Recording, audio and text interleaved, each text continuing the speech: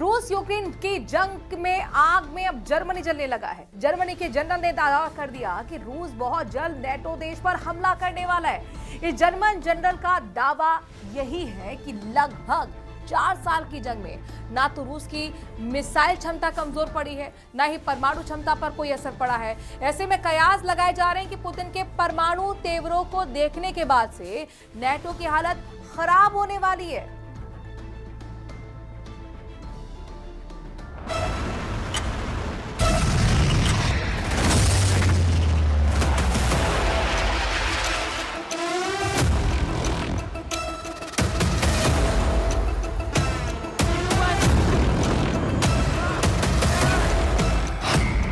NATO पर हमले को तैयार पुतिन, जर्मनी के जनरल का दावा। 15 अगस्त 2025 को अलास्का में राष्ट्रपति ट्रंप से राष्ट्रपति पुतिन की मीटिंग के बाद से पुतिन ने 21 अगस्त से जो कोहराम यूक्रेन में मचाना शुरू किया है, उससे यूक्रेन, यूरोप और नेटो के होश फाख्ता हो गए हैं। अब हालात ये हैं कि जर्मनी के एक टॉप जनरल ने दावा किया है कि रूस को यूक्रेन में रोकना बेहद मुश्किल है और रूस अब किसी भी वक्त नेटो देशों पर सीधा हमला कर सकता है। ब्रिटिश स्काई न्यूज ने यहां तक दावा कर दिया है कि खुफिया सूत्रों से पता चला है कि पुतिन जंग को बेहद तेज और लंबी करना चाहते हैं और इसके लिए रूसी सेना 1,35,000 सैनिकों की भर्ती कर रही है, जो यूक्रेन पर पूरी तरह से कब्जा करने के बाद नेटो देशों पर हमला कर सकते हैं। इधर खबर यह भी है कि पोक्रोवस्क में रूसी सेना की मजबूत किलेबंदी ने यूक्रेनी सेना के चीथड़े उड़ाने शुरू कर दिए हैं। दावा किया जा रहा है कि 5,500 यूक्रेनी सैनिक रूसी सेना के ऐसे जाल में फंस चुके हैं जहां या तो उन्हें सरेंडर करना होगा या फिर रूसी सेना के हाथों मरना होगा। हम शुरू करते हैं पूर्वी यूक्रेन से लेकर दक्षिणी यूक्रेन में चल रहे रूसी हमलों से, जिसने नेटो, अमेरिका और यूरोप की बोलती बंद कर दी है। नेटो पर होगा रूसी हमला, जर्मनी के जनरल का खुलासा। पूर्वी यूक्रेन का डॉनबॉस इलाका रूसी सेना रौंद रही है। अमेरिका, नेटो, यूरोप के हथियार और कमांडरों के दांव पेचों को पुतिन की रूसी सेना पूरी तरह से फेल कर चुकी है। हालात ये हैं कि डॉनबॉस के डोनेस्क और लुहांस्क में इस वक्त रूसी सेना पूर्वी मोर्चा जीतने में जुटी हुई है। डोनेस्क के पोक्रोवस्क में 21 महीने से रूसी सेना कब्जा करने में जुटी है। आज यूक्रेन के पोक्रोवस्क में ज़ेलेंस्की के साथ साथ राष्ट्रपति ट्रंप, नेटो चीफ मार्क रूटे समेत 32 देशों के राष्ट्र प्रमुखों की भी साख पर ऐसा बट्टा लग रहा है कि पूरा नेटो बिलबिलाने लगा है। यकीन करना मुश्किल है, लेकिन रूस ने पूर्वी यूक्रेन के सबसे मजबूत गढ़ में से एक पोक्रोवस्क में यूक्रेन और नेटो को धूल चटा दी है।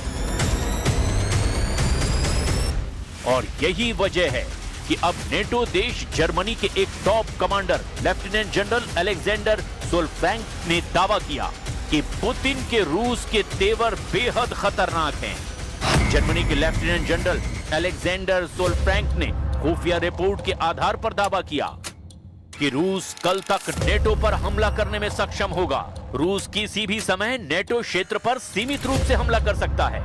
लेफ्टिनेंट जनरल अलेक्जेंडर सोलफ्रैंक ने कहा, अगर आप रूस की वर्तमान क्षमताओं और युद्ध शक्ति को देखें तो रूस कल तक नेटो क्षेत्र पर एक छोटे पैमाने पर हमला कर सकता है। जनरल सोलफ्रैंक जर्मनी की संयुक्त अभियान कमान के प्रमुख हैं और रक्षा योजना की देखरेख करते हैं, जिन्होंने खुफिया रिपोर्ट के हिसाब से यह दावा किया कि रूस 2029 तक 32 सदस्यों वाले नेटो पर बड़े पैमाने पर हमला कर सकता है। सोलफ्रैंक ने कहा कि रूस की वायुसेना अभी भी मजबूत है और उसके परमाणु और मिसाइल बलों पर कोई असर नहीं पड़ा है। लेफ्टिनेंट जनरल अलेक्जेंडर सोलफ्रैंक ने आगे कहा कि रूसी काला सागर बेड़े को काफी नुकसान हुआ है, लेकिन दूसरे रूसी बेड़े कम नहीं हुए हैं। जमीन पर जरूर रूस को नुकसान हो रहा है, लेकिन पुतिन रूसी सैनिकों की संख्या 15 लाख से ज्यादा करने वाले हैं, वो भी बहुत जल्द। रूस के पास कल तक सीमित हमला करने के लिए पर्याप्त मुख्य युद्धक टैंक हैं। हालांकि व्लादिमीर पुतिन ने इस तरह की योजनाओं से इनकार किया और जोर देकर कहा कि मॉस्को का यूक्रेन पर पूर्ण आक्रमण वास्तव में नेटो के विस्तार के खिलाफ बचाव के लिए था। जर्मनी को डर है कि रूस जर्मनी पर हमला कर सकता है। Mit der aktuellen Stärke der Bundeswehr, wir sind bei ca. 182.000 Soldaten, tagesaktuell kann ich das jetzt nicht sagen, das reicht nicht, wir brauchen deutlich mehr und ich denke, dass da der Wehrdienst ist ein ganz wichtiger Bestandteil.